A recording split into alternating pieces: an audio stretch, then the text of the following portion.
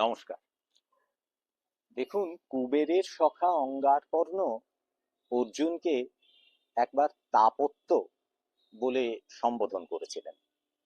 তাতে পাণ্ডবেরা একটু অবাক হয়ে তাকে জিজ্ঞাসা করেছিলেন, আমরা তো কৌন্তেয়, তাহলে আমাদেরকে তাপত্য বলে সম্বোধন করছেন কেন?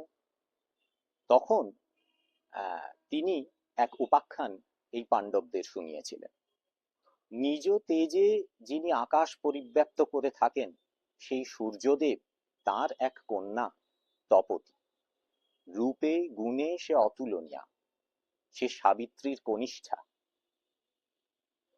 তার জন্য উপযুক্ত পাত্র সন্ধান করছিলেন সূর্যদেব, কিন্তু তেমন পাত্র পাওয়া যাচ্ছিল না। এদিকে ঋক্ষপুত্র সংবরণ রাজা, তিনি প্রতিদিন সূর্যদেবের আরাধনা করতেন। তাকে সূর্যদেবের পাত্র হিসেবে পছন্দ হয়েছিল। একদিন মৃগয়াকালে এই সংবরণ এক জঙ্গলে ঘুরে বেড়াচ্ছেন। তখন দূর থেকে তপতীকে দেখতে পেয়ে তার রূপে মুগ্ধ হয়ে তার প্রতি আসক্ত হয়ে পড়েন। কিন্তু এই তপতী রাজার কাছে দেখা না দিয়ে তিনি অন্তর্হিতা হলেন। রাজা তার প্রেমে আসক্ত হয়ে মূর্ছিত হয়ে পড়লেন। তখন রাজাকে এসে এই তপতী আবার শুশ্রূষা করে তাকে জাগিয়ে তুলে বললেন, আমার প্রতি প্রেমাসক্তি যদি আপনার এসে থাকে, তাহলে আগে আমার পিতা সূর্যদেবকে তপস্যা করে তুষ্ট করতে হবে। তার আদেশ ছাড়া আমাদের এই বিবাহ সম্ভব নয়। রাজা সেই জঙ্গলে তার মন্ত্রীর পরামর্শ মতো কৃতাঞ্জলি হয়ে ঊর্ধ্বমুখে তিনি তপস্যা করতে শুরু করলেন এবং স্মরণ করলেন বশিষ্ঠ দেবকে।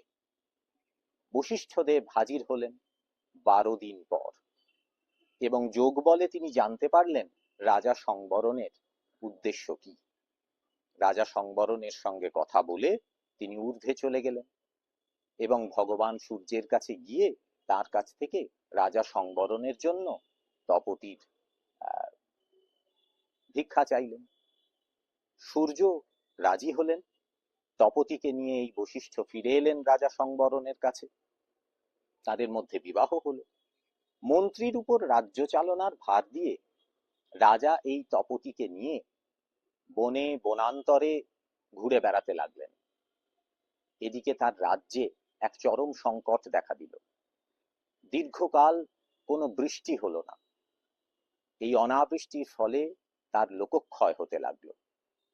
মুনি বশিষ্ঠ এই কথা জানতে পেরে তপতী এবং সংবরণকে আবার তাদের রাজ্যে ফিরিয়ে নিয়ে এলেন। তখন ইন্দ্রদেব তার রাজ্যে আবার বর্ষণ করলেন এবং এই তপতীর গর্ভে কুরু নামে এক পুত্রের জন্ম হল, যার উত্তরসূরি এই পাণ্ডব এবং কৌরবরা। তাই অর্জুনদেরকে তিনি তাপত্য বলে সম্বোধন করেছিলেন। নমস্কার।